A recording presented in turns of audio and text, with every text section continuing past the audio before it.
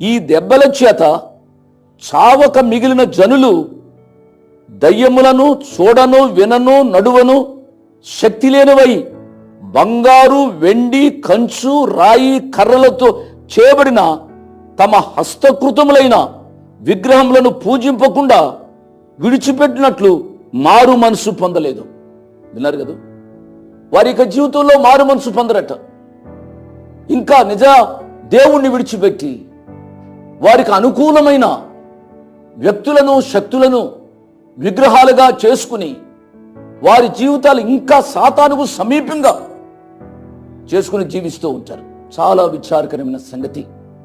ఈ దినాల్లో కూడా అటువంటి పరిస్థితులు మనం చూస్తూ ఉన్నాం. విగ్రహారాధన ప్రియులరా, దేవుని యొక్క వాక్యం సెలవిస్తోంది. కీర్తనాకారుడు ఈ రీతిగా వ్రాశాడు. 115వ కీర్తనలో చూసినట్లయితే ఆ యొక్క దృశ్యం